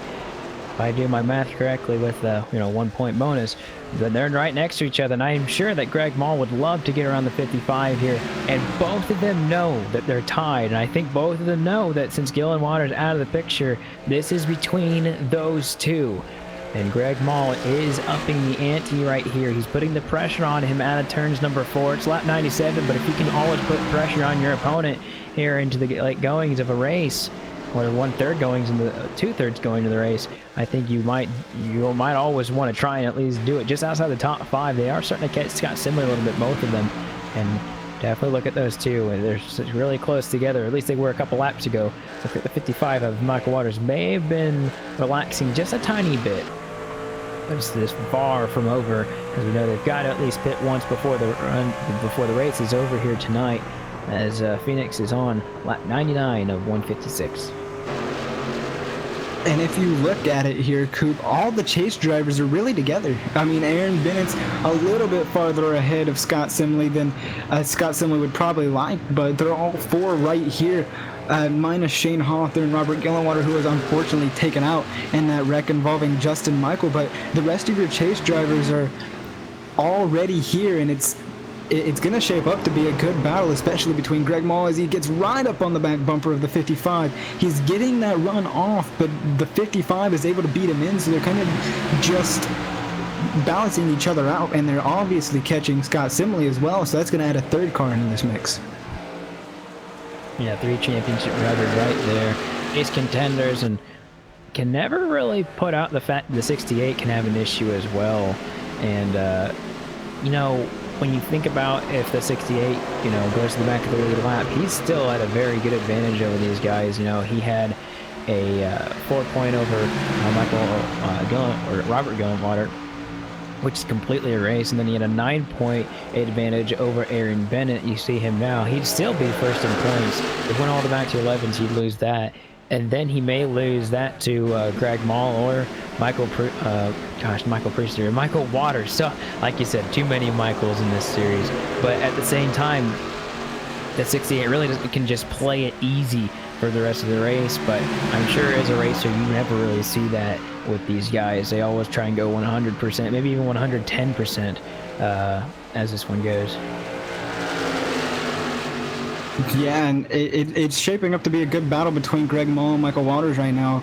Greg Mall has used that dogleg to his advantage so many times, but he just cannot get there, and they're all right there. There's a 4-car battle now. Brian Cutts has been able to close down that gap on Greg Mall, and it's added him to the mix as well. So now they've got to focus on 4 cars now instead of just 2. And when you're that close with Greg Mall, and when you're that close with Michael Waters, and you know that you're faster than the 55, and you just want to get around him, and so you can just distance yourself from him and break that tie and get away from drivers, it's got to be a little bit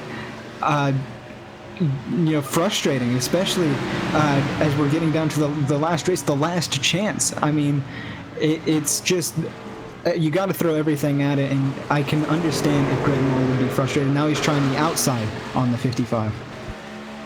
Trying the outside, maybe for a crossover. He's got the nose on the outside. Perhaps it's what he really wants right here, is to have the outside line. Battle for maybe getting to Homestead right here. He's still on the very outside of the track, has the momentum. They're still side by side right here. Tiebreakers right here. You got to imagine the 12 really wanted that outside for turns 3 and 4, as he felt extremely comfortable showing it out of turns number 4. I'd say that he may just have it. He's still held up by the 55 on the inside. He's got it that time, so that would end the tiebreaker right there. You just have the position, and I think that both of them want it. They both know it, and still side by side. This is good action right here. I don't think the 55 wants to give up. I said the 55 had a little bit of an edge on him, but it does look like he loses the position right there. The 12 of Greg Mall here in the lap 106, and 12, if Greg Mall can maybe pass another car here and to be able to solidify it, but to actually have an exchange on the radio. Not sure exactly what it was, but maybe exchanging pleasantries or something, I'm unsure, but those two were battling really hard here. About 50 laps to go. Yeah, there's so much more racing left, and 50 laps seems like a really long time here, Coop, but just think how fast 100 laps has gone by. Now we're 107 laps and getting ready to cross the flag, or across the stripe for 108. So you may think it's a lot of racing, but these lap times go by quick, so you got to really get your positions going through. And I told you at the beginning of the broadcast that outside line is going to be more and more prominent as the race goes on, and Greg Mall used strictly the outside. He said the inside wasn't working. Well, I'm going to stick it up on the high side, and it actually worked out for him. He was able to get the run and clear him off of turn 2, and he's actually pulling away. Now Michael Walters down pit road. Yeah, listening to the radio for Michael Waters, and he's told the 12 played on the racetrack. So they were actually they were good words to the number 12. But as he says that he'll come down pit road, more than likely the last pit stop for this 55, and I'd say that more trucks will probably come down in the coming laps. Who comes down now, who comes later, and maybe who tries to stretch it all the way, we really don't know who's going to do what. But no one else coming down at this moment. Top 11 trucks on the lead lap, and now we've got Jacoby still leading Jamie Walker. The lead is getting cut pretty severely every lap. We saw Jacoby so strong, but we also knew that the 17 was really strong. And as this green flag run is starting to come to a close, is it a little too late for Jamie Walker to have such a good truck here? I mean, it can still continue to go on a green flag run, but we've just seen time and time again that the leader coming into these pit stops has a really good advantage on it if it keeps going green. Yeah, and we know how strong these cars are, Coop, between the one of Jason Jacoby and the 17 of Jamie Walker, but it's going to be on Jamie Walker's, task list to get a good pit stop, just so he doesn't lose too much time to Jason Jacoby on pit road, if at all, because he's worked so hard to get up. Now he's 4/10 behind Jason Jacoby, and he may actually get there before the pit stops happen, because the 17 is going really, really fast right now, and you got to minimize the damage on pit road if you want to keep going forward. And Jamie Walker can be as fast as he wants to be, but if he messes up on pit road, drops back to 6th or 7th, then he's on the same cycle, and he's got to work his way back up, and he's just going to be a stalemate for Jason Jacoby, who's always so good on pit road. Battle for looks like the 5th position, just inside the top 5. Scott Simley is getting pressured by Greg Mall right here. Simley looks like he's actually just going to get out of the way for him, and that leaves that number 12 of Greg Mall getting another position here on the track. And you commented how it looked like that 12 car had a lot going when it came to the longer runs. From the shorter runs, it didn't look like he really had a whole bunch of speed, but whenever the long runs came, the 12 came alive, and definitely shows the 68 because let him by, let him have the position, as it's not as important to the 68 as it is to the 12 here and is going. So I'm sure you just catch me, I'll let you by because I'm still in a really good position is what the 68 is thinking.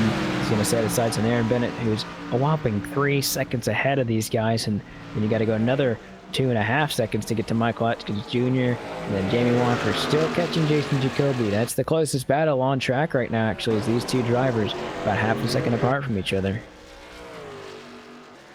Yeah, it's definitely shaping up to be a really good battle. He's been consistently a half a second off for the past 2 laps now, so maybe the tires have to come in and he's gonna ride right there. Who knows? But just behind them, Michael Atkins Jr. Seeming like he's cutting into the lead just a little bit. He's able to keep up, I should say. He caught him just a little bit and then fell back off. Now he's 1.8 seconds back. Doesn't seem like he's gonna get there. Aaron Bennett's pulled away. Greg Mall doing phenomenal in front of Scott Simley, and now with Michael Walters back on pit road, he's the only driver that I've seen pit so far other than Brian Cutts. Brian Cutts has come down pit road as well, so maybe the short pit could work out for Michael Walters in his favor. We're definitely going to have to pay attention to that battle all night.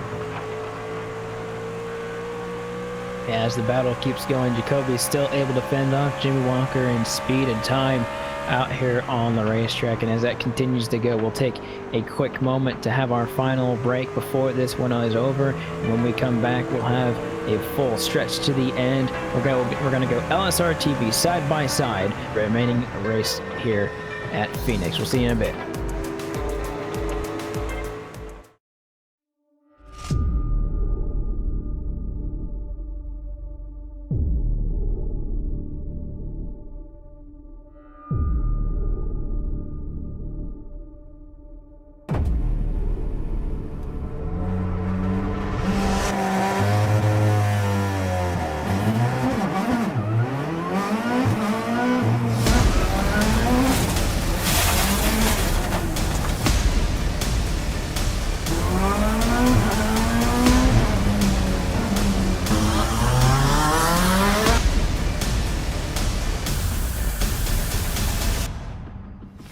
Hi guys, I'm Scott Speed, driver of this amazing Volkswagen Beetle GRC car. I got good news for the iRacing fam. We got this coming in. I'm currently working on it myself personally to make sure that it is as accurate as possible. With the addition of dirt and now this mean car, it is gonna be so fun. And it's gonna be available free to all the iRacing members. Personally, I can't wait to get out there and race you guys on it.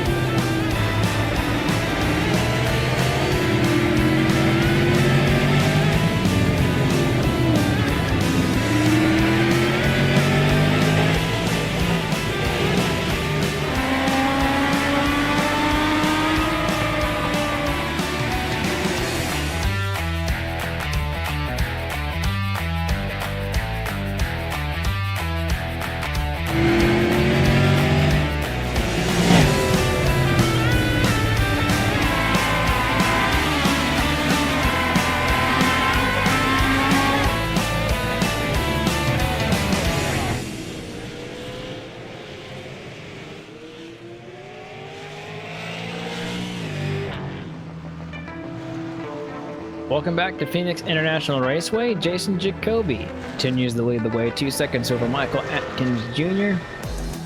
And these guys are starting to have stops coming in. Looks like Scott Simley came down into the pit road, and also Jamie Walker came down as well. And the four drivers still out there, Maul, Bennett, Atkins Jr., and Jacoby.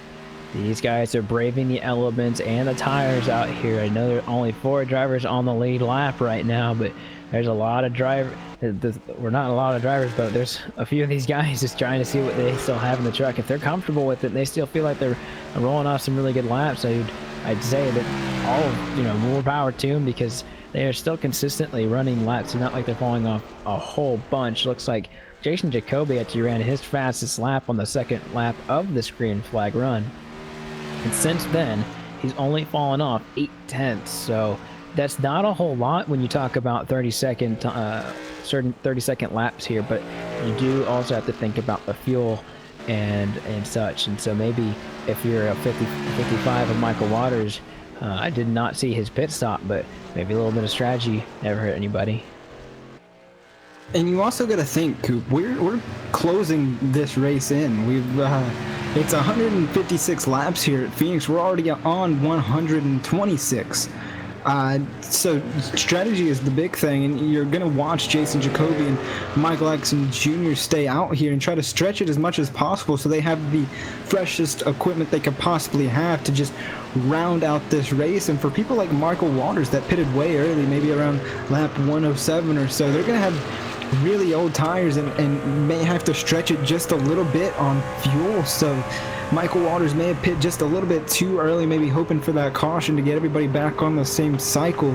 But we'll definitely have to see, because we've been struggling with strategy all day, especially with these limited fuel cells in the trucks. Yeah, and some of these trucks that did not come down to pit road are still having some really good lap times. I'm seeing those front 2 drivers of Atkins Jr. and Jacoby running almost identical laps around the track, and Michael Atkins Jr. threw a wrench in it and decided to keep trying and see what would go. So definitely looking at that. Look at the battle here. It looks like outside the top 5, these guys are lap down trucks, but it looks like it'll be Brian Cutts in the 55 of Michael Waters. Waters needs everything he can get right now when it comes to this stage in the race. It's getting down to the nitty-gritty here, and if he can get around the 04, that just means one less position he has to worry about to get to that 12 of Greg Maul. But the 04, Brian Cutts, he's still holding him up on the outside, trying to get that momentum here to go into turns number 2. Looks like the 04 is going to run out a little bit of room, have to out of the throttle just a tiny bit. That 55 is going to the dog leg, roll up in front of him and get that position. That looks like it's going to be position number 6 right there for Michael Waters. He's going to be one position closer to Greg Maul. Remember, those are the drivers we really need to watch. And all the drivers actually to watch have the yellow numbers, as we've mentioned in races past. And of course, they're on the ticker as well. And it'll be reduced to half of those drivers tonight. 6 drivers tonight, and the final 3 next week at Homestead. Well, LSRTV here will cover all of the action. 2 drivers, however, are the only drivers on the lead lap right now. Looks like Jacoby and Atkins Jr.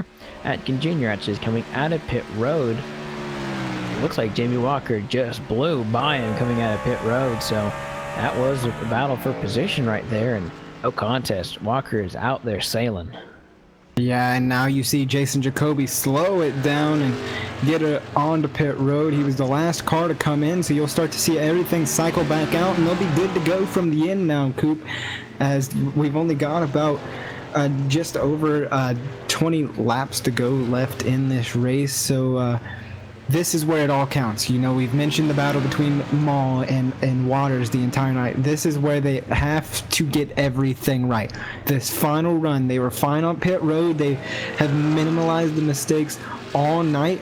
They just got to bring it home, and they're really close together from what it looks like. And Greg Maul's got the fresher tires on Michael Waters, so this could really start to get interesting as the laps wind down.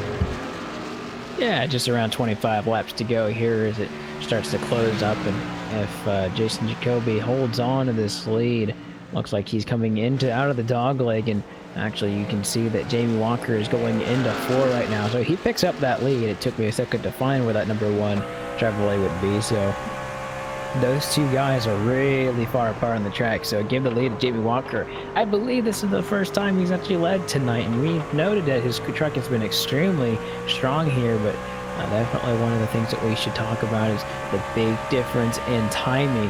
It looks like Jason Jacoby 4.2 seconds behind Jamie Walker.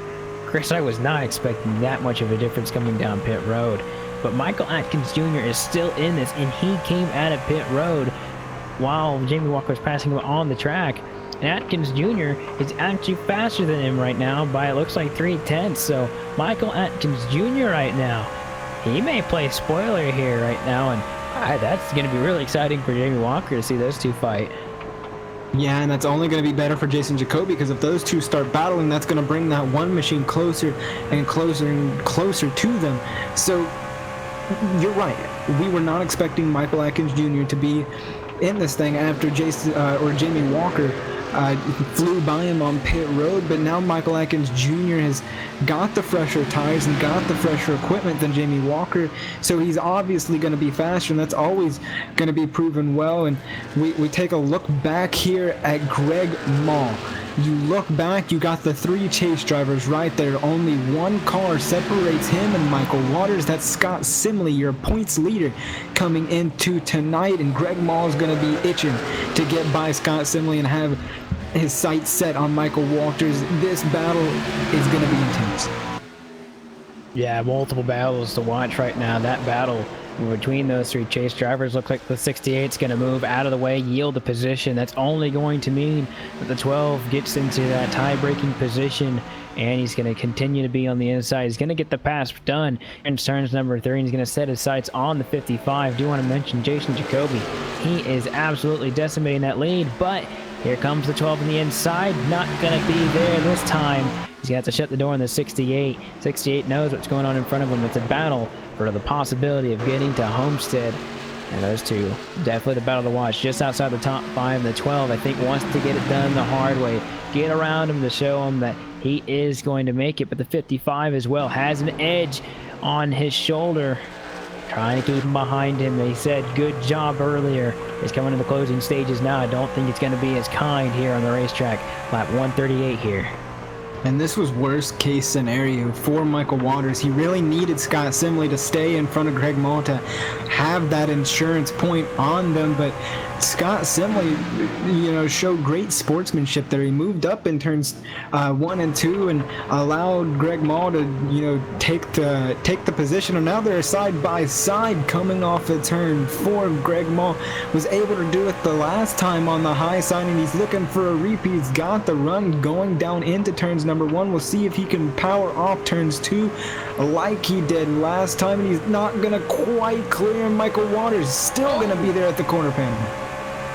That was a close one through the dog leg, and looks like the 68 of Scott Sibley had a great sight for it. He's not backing down, Chris. He's still on the inside. The 55 is not going to give up. He actually got him just a little bit out of turns number 4. Got him loose. You saw it right there coming out of 4.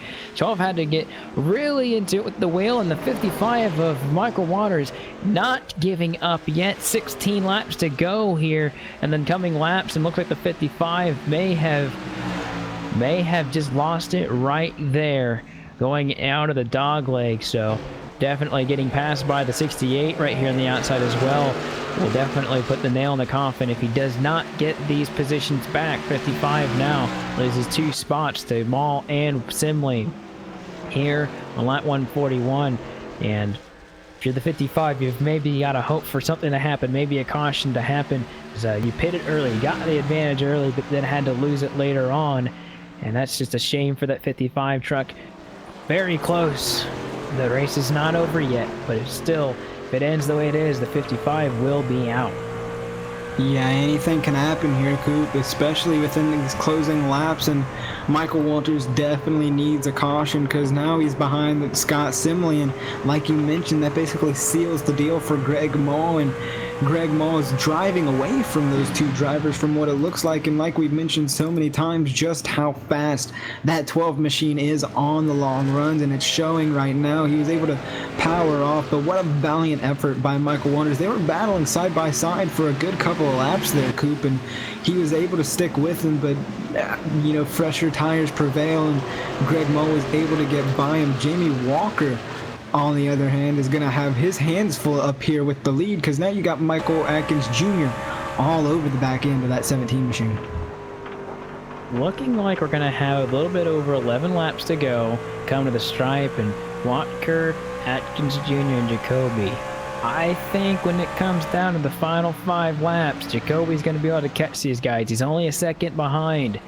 I think with the remaining laps that we have in the closing rank with the 1 and the 44 and the 17, this is going to really get cool to see what these guys do with each other. None of them are chase drivers. It's basically bragging rights, get your win, and really feel good about yourself when you go into the next race for Homestead. And a win obviously feels fantastic in this series. Walker has known that about 4 times this season. Jamie Walker's trying to hold off Michael Atkins Jr. Michael Atkins Jr. has not been in victory lane this season, and he'd like before the season is over in that 44 truck, and he's just waiting for an opportunity, but he might have to force an opportunity with the fact that the one of Jason Jacoby is very, very quickly coming up to the back bumper, and he knows it. Maybe he's getting a little bit impatient knowing that the move has to happen soon. 10 laps is going to be what it is at the stripe this time by, and you can see the closing rate right behind the 44. These 3 trucks will do battle before the race is over.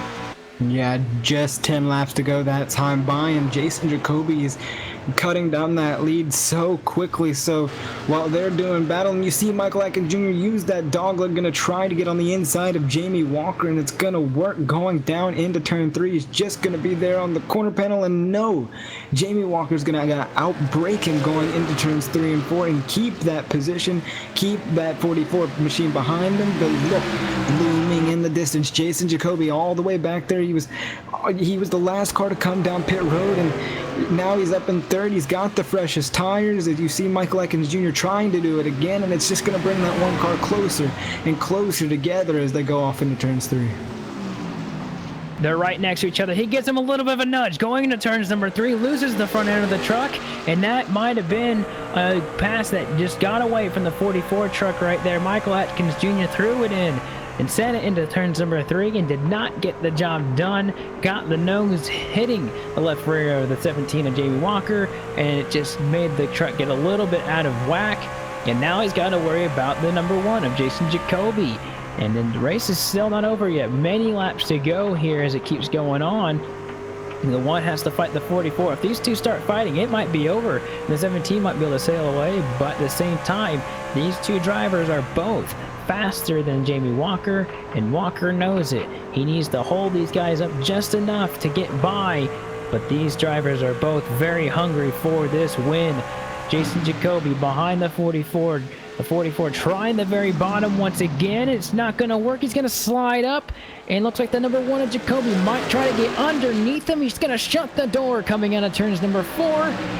Michael Atkins Jr. really wants this win right now.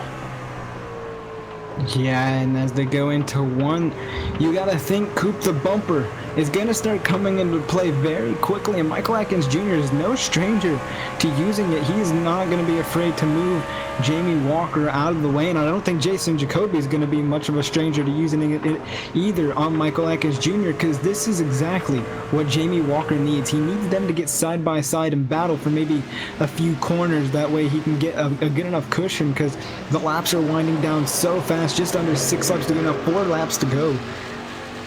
It's getting interesting. Oh boy, it is. And look at the 1 of Jacoby. He's so close to the 44 of Atkins Jr. So close that he might try to get on the inside right here. He's going to get that pass executed.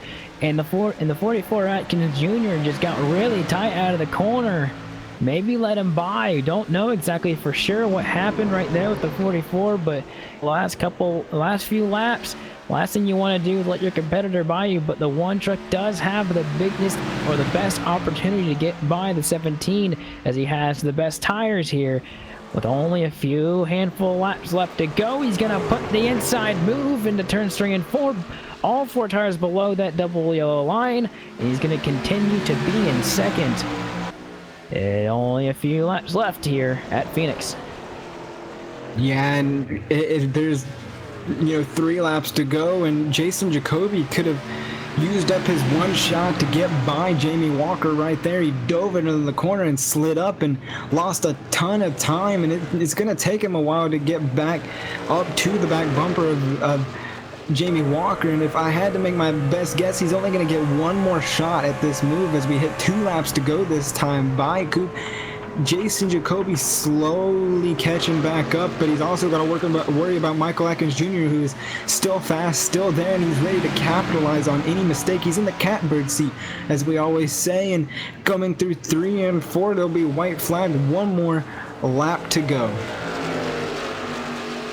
Earlier on in the season at Phoenix, it was a 3-horse race that ended up with Jamie Walker very close and Justin Michael getting the finish he needed to get the win.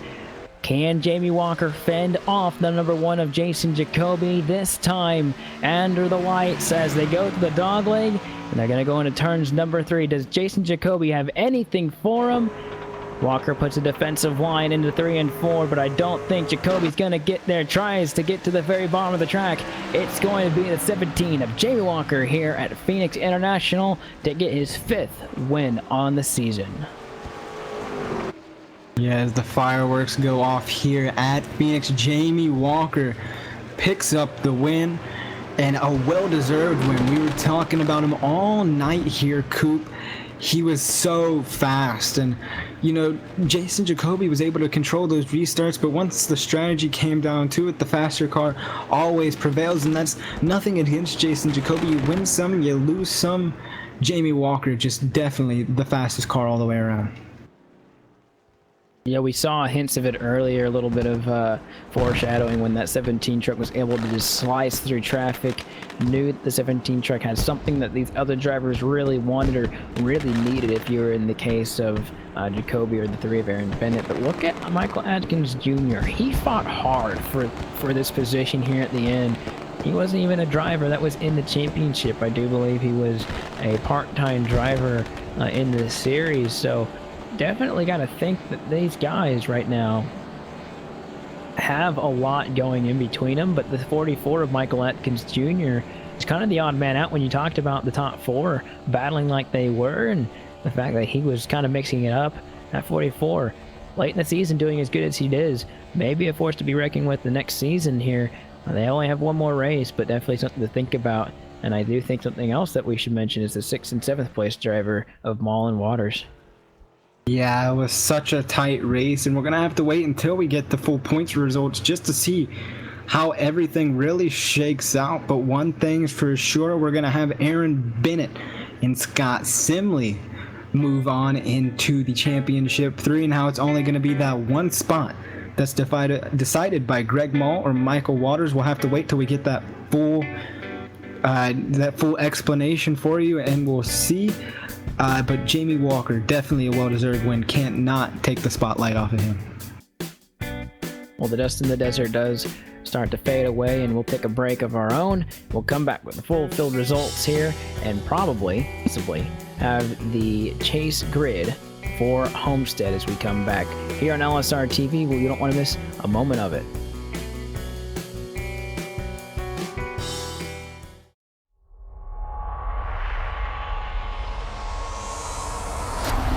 There are 3 different paths if you want to call yourself a world champion of sim racing.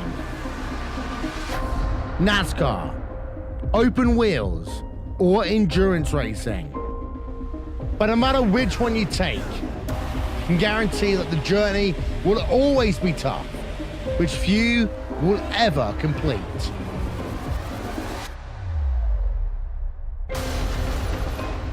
The iRacing World Championship Grand Prix Series, the premier road racing series in sim racing, started with a new car taking center stage.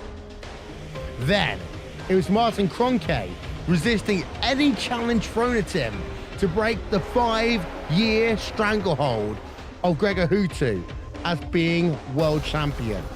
These drivers and teams are not just competing for pride, they're competing for money. And with over $20,000 in prizes for each of the series up for grabs, drivers really do put it all on the line.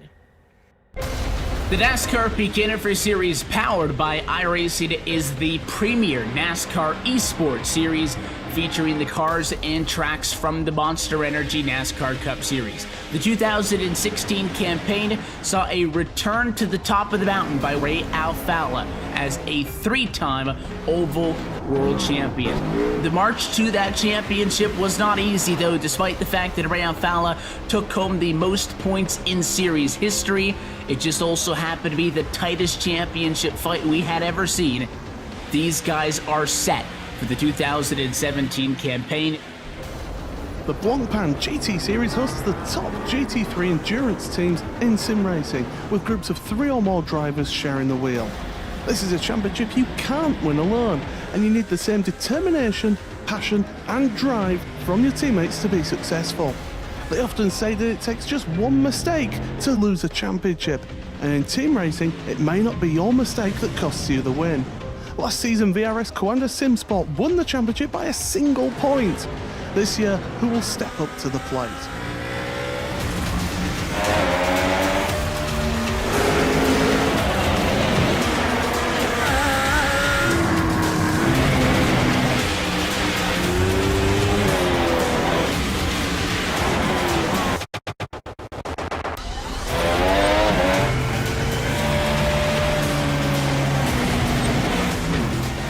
These are the iRacing Esport World Championships, the pinnacle of sim racing competition. Catch it all season long with live coverage on iracing.com/live.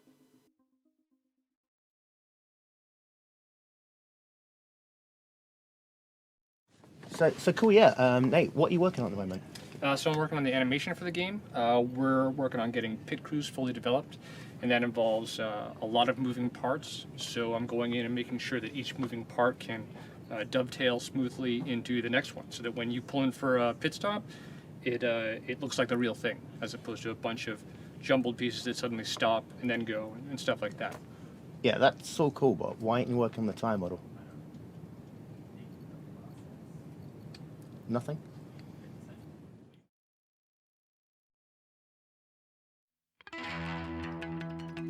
Welcome back to Phoenix International Raceway, where Jamie Walker has swept the win here tonight, kind of in a up and rising fashion here. Started in the 18th position and made his way up the field. Do want to give a quick shout out to Joel Real Timing coverage of the United Sim Racing BNC Lawn Landscaping Truck Series, is brought to you by Joel Real Timing, the official timing software of LSRTV. Jamie Walker gets the win tonight, with Jason Jacoby coming up just short for second place. Michael Atkins Jr.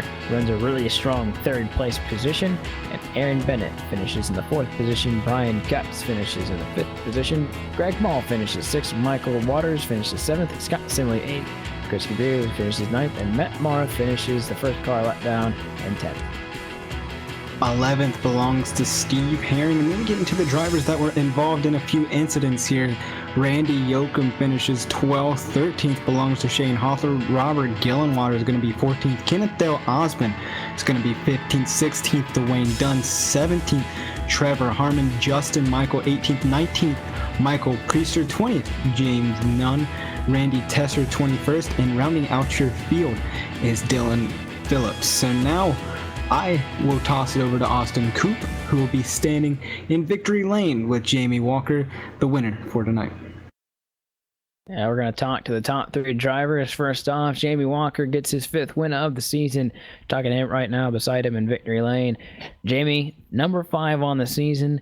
Well, we're sure you'll probably get another one before this one's over. How's it feel to get a 5th one on the season, and what do you expect for Homestead next week? Well, I tell you what, man, I am wore out. I think I passed more cars than I can count. Unsure what just happened there, but yeah, we were watching you throughout the field just cut through multiple times, go up over, and then something happened on one of those pit stops. Yeah, talk to us about what happened, because you were up towards the front, and then we saw you at the back, and it looked like you may have pitted alternately than everybody else. Yeah, what had happened there is I had short pitted there, and as I was on pit road, the caution came out, and they were able to get by me before I was able to get off pit road, so it threw me back in the pack, and was able to get the wave by and worked my way back up.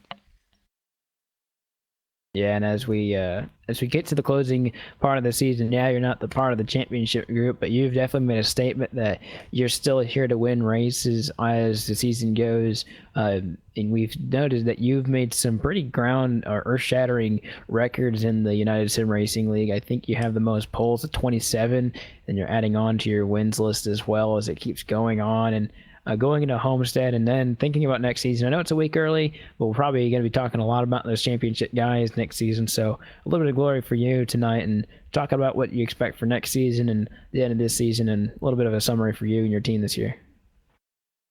For surely next season, I'm definitely going to work on the longer runs. That's where I struggled the most. I mean, I'd start off real fast, and all of a sudden people are passing me like I was standing still, and I couldn't figure it out. And finally, after following some of my teammates throughout this season, that I figured just, okay, let them go for a little while, and I'll gain them back a little bit later on. And it's starting to come to me now, slowly. Well, Jamie Walker, as always, we're very glad to have you on the broadcast for another victory, 5th of the season. Before we let you go, of course, as always, you know the drill. Shout-outs, sponsors, who makes it happen for you, Al? I want to thank everybody over at United Sim. They do an awesome job. You guys up here in the booth, my teammates at Young Guns Motorsports, my sponsor, Todd Kirkwood. Even though I don't have his name on the truck tonight, I just felt like changing it up, bringing back the old Mountain Dew. But yeah, I'm really enjoying this, guys. I really appreciate it. We do hope to see you next week if we don't, or not next week, or yeah, maybe next week too. But next season, as we continue to go forward, championship next week. You got your number on anybody in particular, or is that kind of a secret for the 17, just before we let you go? Michaels has got my number, so I got to figure out what he's doing to be able to run with him more often. All right, we'll let you go now. We're going to go down to pit road here. It's going to be Jason Jacoby in that number 1 car with Chris Murdoch on pit road. Yeah, standing by with Jason Jacoby, who is just so close there towards the end, but it's really tricky to pass here at Phoenix. Jason, how was your race out there tonight? Thanks, guys. Chris, I tell you what, bud, it was a really good race. I had a good time, and congrats to Jamie. I don't know if I just didn't try hard enough at the end. Probably should have been a little more aggressive, but huge congrats to Jamie. He was fast coming from the back a couple times, and I enjoyed it overall, though. And I do have a sponsor, an official paying sponsor this week, so I'd love to give a shout out to Caleb Hoffman. His website is 2widedesigns.weebly.com. That's the 2, the number 2.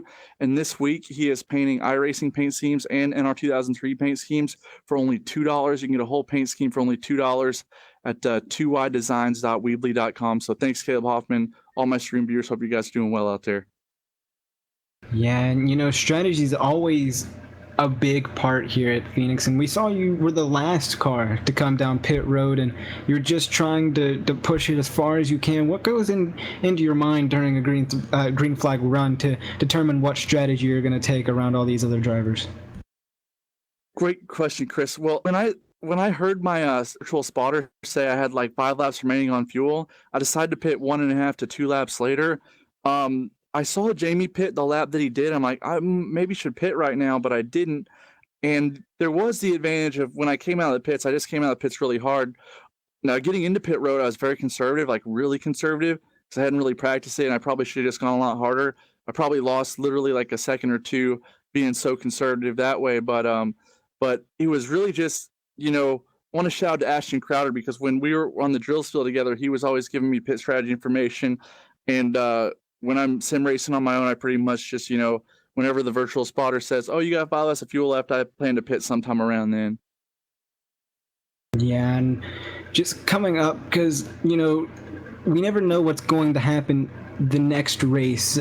So right before we let you go here, we want to ask you a quick question about next season, because for drivers that aren't in the championship hunt, they always look towards next season and see what they can do better. What are your plans during the off season and to make yourself better for the next upcoming season?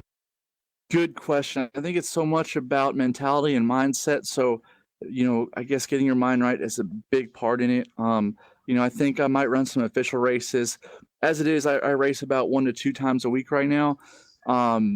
Tonight was one of those nights, and I think because I'm a streamer, youtube.com/jjacoby88, because I stream, I'd like to start doing some more races for my awesome viewers here, and maybe do some official races here and there, and then probably re-up for USR. I can't say enough about USR, how good of a league this is. It's a lot of clean racing, great admins, Aaron Bennett, Seth Fowdy, Bob Gilmore. I think Bob's an admin. Anyway, yes. With that said, though, I want to wish the best of luck to these guys who are in the chase going into next week. It should be a fun race. And if I remember correctly, when I ran with USR at Homestead before, Bobby Terrell was super fast, and it was in an Xfinity car. So we'll see if Bobby's back next week and hopefully have a really good race. Well, you say best of luck to all these three drivers right now. It's Maul, Bennett, and Simley. Do you have a pick? Do you want to lay down your name on one of these drivers? Who do you think is going to win the championship next week? Great question, Chris. The thing is, I'm pulling for all of them, but I hardly wreck anybody. I'm pretty a clean racer, but I've wrecked Scott Simley like twice this year. So I would like to see Scott win because I wrecked him twice. But I love Aaron and Greg Mall, and I hope they all 3 can tie. That'd be great. Well, before we let you go here, Jason, sponsors, shout outs, you know the drill. Who makes it happen for you? Yes, sir. Caleb Hoffman with 2 Wide Designs, 2widedesigns.weebly.com. $2 paint schemes for iRacing in our 2003. And Domino's.com, we got all sorts of great pizzas you can drool over on the website, and we got 2 or more items for $5.99 each, as well as carryout special. We got large 3 toppings for $7.99. So Chris, everybody, LSRTV, thank you guys so much for your time, and hopefully I'll be here with you guys next week. Yeah, congratulations on your second place finish, Jacob. We do hope to talk to you very soon. Thanks, buddy. All right, and there you have it. That's Jason Jacoby. Now I'm going to toss it right back over to Austin Coop, who's going to be sitting with Michael Atkins Jr. in that 44 machine, who finished third. Solid run for that 44 machine of Michael Atkins Jr. Michael, we saw you in the very late stages of this run, so close to Jamie Walker, and you had the number 1 of Jason Jacoby coming so close to your rear bumper. You 3 were very tightly packed in those last few laps. Go through us what you saw and how you felt with your race car today. Where do I begin? Started from the rear at the beginning. I think it was 17th. got in a little accident, and then it settled down after that restart, and I was closing in on the group in front, and I was wondering if I actually had a chance. And as the race progressed, I saw that I could kind of keep up with Jacoby pretty equal at times, and strategy fell my way, and well, I could have wrecked for the win, as I was telling Walker on TeamSpeak here, but I opted for a better finish and not follow down the path that I used to do and wreck all the time. So I just didn't want to get that dreaded DOL penalty that Aaron hands out from time to time. But all in all, it's just fun to get back to the booth and talk with y'all guys. Yeah, for sure. We with the way you ran today, we saw a lot of. I've been using this term a lot. We saw a lot of edge with you and your driving today. Was there anything in particular about today and it's in this race that kind of maybe brought something out? Maybe it was Phoenix. Maybe it's the end of the season for you and the 44 crew at this racetrack. Not really. I guess you can say that in order to be fast, you have to learn patience. And, I mentioned Walker. Well, he messaged me on Facebook a few weeks back and talked with me about have patience and stuff like that. And it's hard when you're racing to apply pressure, patience into your race pace and strategy. And I wasn't the fastest in practice, but when I'm not the fastest, I tend to try to study everybody's line, see how they're running, and basically do homework and figure out how to be fast and stay competitive. But I guess patience is the key word there that I'm trying to apply, and just look at points and get my head wrapped around that for when it comes down to October for the start of next season. Well, if we have more races like this one for you, we'll definitely be seeing you in the booth a lot more. And we were really seeing between you three, Jacoby and Walker had a win and you didn't. We were really hoping that you'd be able to get the edge on them. But maybe next week, do you think you can maybe have something for these guys? Well, I think last season at Homestead I ran pretty good, but it was kind of, I was off the pace, and yeah, I think I might have something for him now. So totally different rig that I got set up and everything else. So we'll see. I don't try to count my chickens before they hatch, though. Well, as always, we'll give you a chance to give it a shout out, sponsors to everyone and anyone who makes it happen for you on the 44 machine. Well, first of all, I gotta thank my nephew. Stayed up late and watched the whole broadcast via YouTube through his cell phone, my wife's cell phone. But shout out to him, and shout out to Aaron and all the admins at USR for putting the league on. They do a whale of a job with the league and having a blast.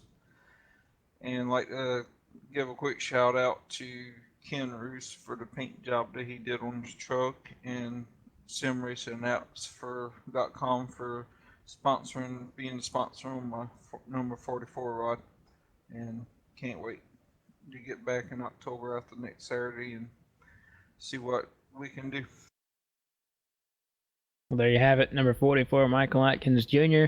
finishes third tonight here, Chris, and go away from the top three tonight. Not to disregard those three's good finish, but tonight we have three drivers who will make it into the playoff race, the final race of the season to decide a champion, and it's going to be these three drivers: Scott Simley, Aaron Bennett, and Greg Mall. Edges out the 44 of Greg, or the 55 of Greg Michael Waters, and Robert Gillenwater. They tie, so a fourth and fifth place tie at the moment, which will be untied next week. Those two will go back to and revert to the old point system. and they will continue to fight for those points position. But those 3 drivers are the ones that we're going to watch, and I think this is a very good class of drivers to go into this chase here, and I'd say those 3 drivers are ones that we saw these last few races really start to emerge, especially Maul. Those other 2, the 3 of Aaron Bennett and the